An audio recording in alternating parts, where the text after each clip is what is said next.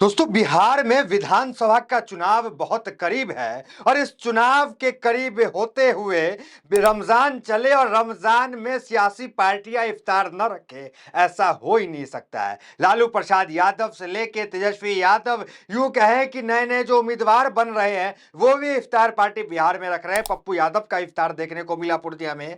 और अब जब नीतीश कुमार की इफ्तार की बारी आई, जो लगातार 20 साल से नीतीश कुमार बिहार में इफ्तार सीएम हाउस अपने आवास में करा रहे थे, उसी दौरान अब जब कल नीतीश कुमार जो है वो अफ्तार किए कल, तो क्या हो गया?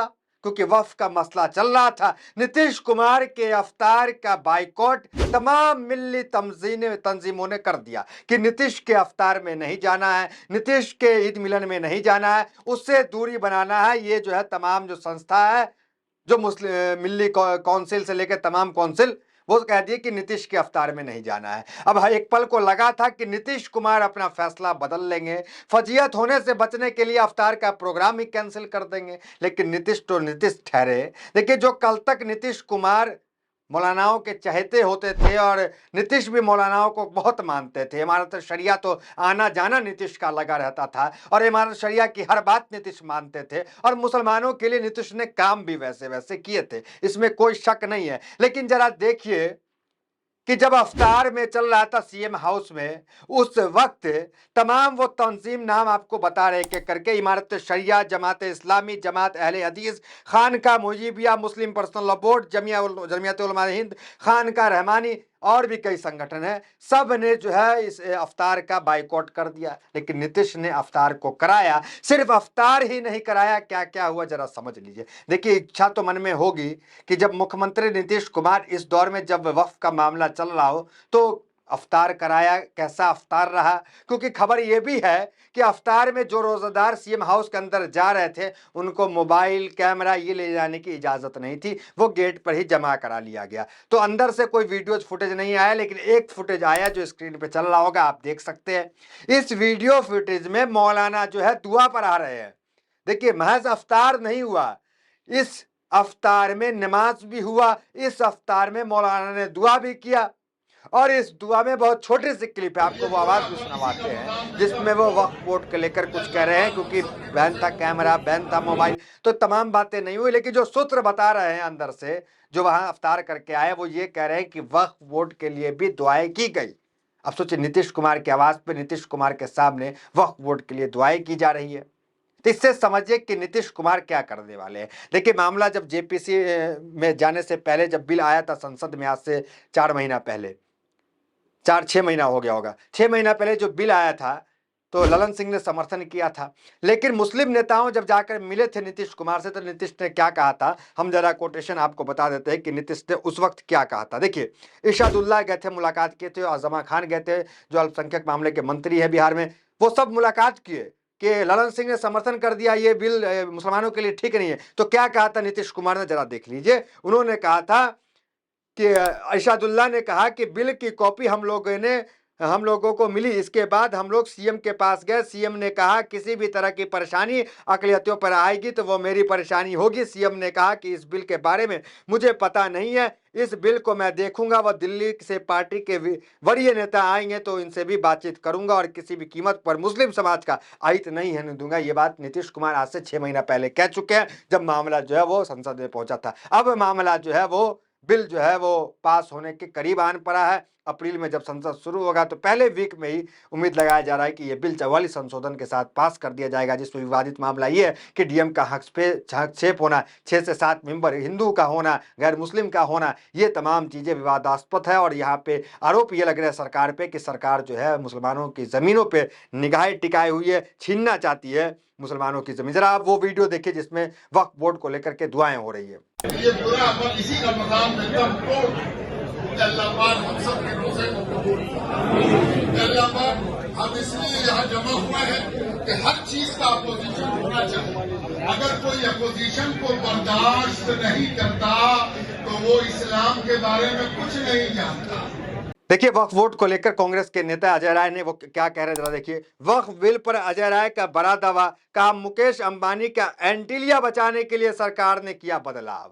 अब देखिए मामला नया यहाँ पे चले आया है। देखिए जब 6 करोड़ बिल आया था तो हमने एक स्टोरी किया था कि माफ कीजिएगा 6 करोड़ जो लोगों ने जो है स्कैनर पे स्कैन करके ये बताया कि हमें ये बिल नहीं चाहिए, उस वक्त हमने एक स्टोरी किया था कि अंबानी के पसीने छूट रहे हैं। क्यों पसीने छूट रहे हैं, अब देखिए उस पर यह बयान भी आया। अंबानी के पसीने इसलिए छूट रहे हैं क्योंकि मुकेश अंबानी की जो एंटीलिया है उस पे भी वक्फ बोर्ड जो है बार बार दावा ठोक रहा है। 2015 में भी दावा ठोका क्योंकि ये वक्फ बोर्ड की जमीन थी। करीम भाई जो है यतीम खाना चलता था वहां पे, करीम भाई की जमीन थी और वक्फ बोर्ड ने गलत तरीके से मुकेश अंबानी को देने का काम किया।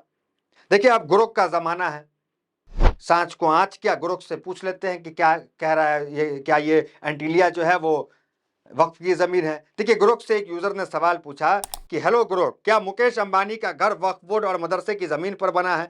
देखिए तो गुरुक जवाब देता है, नमस्ते, शोध के अनुसार मुकेश अंबानी का घर एंटीलिया वक्फ बोर्ड की जमीन पर बना है जो पहले से पर एक ट्रस्ट के पास थी। क्या कह रहा है गुरुक, शोध के अनुसार जो एंटीलिया बना है वो वक्फ बोर्ड की जमीन पर बना है। ये बात जो है गुरुक कह रहा है, जो पहले एक ट्रस्ट के पास थी जिसमें अनाथालय चलता था, न कि मदरसा। जमीन की बिक्री की वैधता पर विवाद है, कुछ का दावा है कि यह अवैध थी, लेकिन 16 मार्च 2025 तक कोई अंतिम अदालत फैसला नहीं हुआ।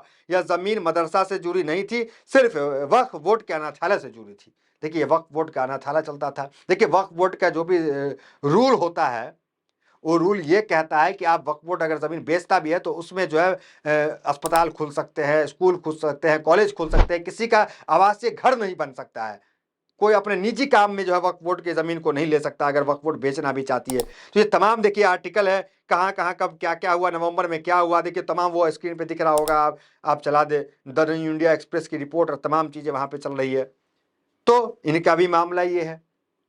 और उस टाइम जो जज शेख थे, जस्टिस शेख, उन्होंने कहा था कि वक्फ बोर्ड की धारा 13 का जो है उल्लंघन है जमीन की खरीद में, क्योंकि 7 लोगों की टीम में 4 लोगों ने ही जो है वो हामी भरी थी बेचने के लिए। ये तमाम चीजें चल रही है। अब देखिए जब वक्फ बोर्ड का मामला चल रहा है तो नीतीश और नायडू पे सबकी निगाहें टिकी हुई है, क्योंकि ये लोग खुद को सेकुलर कहते हैं। इन लोगों के फरमान भी ऐसे ऐसे आते हैं तो ऐसा लगता है कि ये तो मुसलमानों के कौम के रहनुमा निकल गए। क्योंकि आपने देखा कि रमजान से 2 घंटे पहले छुट्टी जो है वो देने का काम नायडू ने किया मुस्लिम कर्मचारियों को। इससे लगा कि नायडू जो है वो मुसलमानों के बारे में चिंता करते हैं। नीतीश देखिए उर्दू शिक्षकों को उर्दू को लेकर जो है ट्रेनिंग देने का काम कर रहे हैं और कई नीतीश ने काम भी किए। अब देखिए क्या कह रहे हैं चंद्रबाबू नायडू, जरा उस पर देखिए। हालांकि इनकी परेशानी बढ़ी हुई है, चंद्रबाबू नायडू की बता रहे हैं। मोदी सरकार में वक्फ से नीतीश परेशान है और परिसीमन से जो है वो नायडू परेशान है। परिसीमन का मुद्दा भी बहुत गहराता जा रहा है। 5 राज्य के सीएम जो है पिछले दिनों चेन्नई में बैठक किए थे और चंद्रबाबू नायडू परेशान है, क्योंकि चंद्रबाबू नायडू भी दक्षिण के राज्य से आते हैं और परिसीमन हो जाएगा तो लोकसभा की सीटें वहां पे घटेगी, क्योंकि आबादी वहां पे कम है। दक्षिण की सीट घटेगी, उत्तर की सीट बढ़ेगी, मतलब दक्षिण के राज्य में विकास जो है वो प्रभावित होगा उससे। इसको लेकर 5 राज्य के सीएम, 7 राज्य के नेताओं जो है वो मुलाकात किए, मिल के बात किए कि हम जो केंद्र सरकार के खिलाफ जाएंगे और ये जो है परिसीमन जो है जनगणना के आधार पर नहीं होने देंगे। अब नायडू क्या करें, मोदी के साथ है, मोदी सरकार के साथ नायडू यहाँ पे फंस गए हैं। तो बीजेपी के मुद्दे पे ये लोग खुद फंसते चले जा रहे हैं। अब देखिए नायडू क्या कह रहे हैं, जरा देखिए। मंदिर में केवल हिंदुओं को ही काम पर रखा जाना चाहिए, मगर मंदिर से दूसरे समुदाय के लोग काम कर रहे हैं तो उनका अपमान किए बिना दूसरी जगह पर शिफ्ट किया जाए। चंद्रबाबू नायडू कह रहे हैं कि मंदिर में हिंदुओं को ही रखा जाए, अगर दूसरे समाज के लोग काम कर रहे हैं तो उनको दूसरे जगह पूरे सम्मान के साथ शिफ्ट किया जाए। कितनी अच्छी बात कह रहे हैं, वही बात कह रहे हैं जो बात हम कह रहे हैं, वही बात कह रहे हैं जो बात देश के 40 करोड़ 35 करोड़ मुसलमान कह रहा है कि वक्फ में आपका क्या काम, हमारे आंगन में तुम्हारा क्या काम। ये तो वक्फ का मसला है, नबी के समय से दान करने की परंपरा चली आई है अल्लाह के नाम पे, और जिस पे जो है मस्जिद, मदरसे, कब्रिस्तान, स्कूल, कॉलेज ये सब बनने का काम होता था वक्फ की संपत्तियों पे। उन संपत्तियों पे सरकार की निगाहें हैं। तो वही जो चंद्रबाबू नायडू ने कहा कि मंदिर में जो है दूसरे समाज के लोग काम नहीं करें, वो कमेटी में नहीं रहे, तो अब वक्फ में क्यों रहे भाई फिर। अब देखिए वसीम अकरम त्यागी क्या कह रहे यूजर है, देखिए। मुसलमान भी तो यही कह रहे हैं, वक्फ बिल में वक्फ बोर्ड में गैर मुस्लिम बनाने का प्रावधान किया जा रहा है। आपको मंदिर में काम करने वाले भी गैर हिंदू नहीं चाहिए। फिर अन्य धार्मिक बोर्ड में तो किसी गैर हिंदू के सदस्य बनने का सवाल ही नहीं है, लेकिन यहाँ मुसलमानों के वक्फ में गैर मुस्लिमों को घुसाने का षड्यंत्र किया जा रहा है। ये वसीम अकरम त्यागी कह रहे हैं। कुल मिलाकर वापस आते हैं all India Muslim personal law board पे कि all India Muslim personal law board Bihar में एक बड़ी जो है विरोध प्रदर्शन कर रहा है, देशव्यापी आंदोलन करने वाला है। उसको लेकर आपको मुख्यमंत्री नीतीश कुमार, कांग्रेस को, तेजस्वी यादव को, चिराग पासवान को, चंद्रबाबू नायडू को, तमाम पार्टियों, वाईएसआर को, तमाम पार्टियों को उन्होंने निमंत्रण किया है कि आप हमारे आंदोलन में शामिल हो। आप जो है वो संसद में जब व्हिप जारी हो तो आप ना जाएं, आप इस बिल का विरोध करें। ये तमाम बातें कही जा रही है। फिलहाल देखना दिलचस्प होगा कि ये सेकुलर चेहरे आखिर क्या करते हैं। हालांकि नीतीश के बारे में आपको पता है कि एनआरसी के वक्त नीतीश ने एक फैसला लाया। वो फैसला क्या? बिहार विधानसभा में एनआरसी के खिलाफ प्रस्ताव पारित करने का फैसला। हालांकि उस समय बीजेपी में थे, लेकिन प्रस्ताव पारित करके मुसलमानों के अंदर एक जो है संतुष्टि पैदा करने का काम नीतीश कुमार ने किया कि हमारे रहते कोई भी अहित नहीं हो सकता है। आपने देखा कर्नाटक में क्या हुआ, वहां से भी अच्छी खबर निकल के आ रही है कि ये जो अमेंडमेंट बिल जो है सरकार लाई है 2024-44 संशोधन वाला, इसके खिलाफ प्रस्ताव कर्नाटक में परसों पास हुआ। बीजेपी विधायकों को किस तरीके से उठा उठा के बाहर फेंका गया उस वक्त जब 4% आरक्षण और ये बिल पास हुआ, वो तस्वीर भी देख सकते हैं। तो कुल मिलाकर देखना दिलचस्प होगा कि वक्फ को लेकर आगे क्या कुछ होता है। नीतीश नायडू, चिराग क्या कुछ करते हैं, पैनी नजर इस पे बनी हुई है। तो फिलहाल खबर में इतना, मिलते हैं वीडियोस बने हमारे साथ। बहुत बहुत धन्यवाद।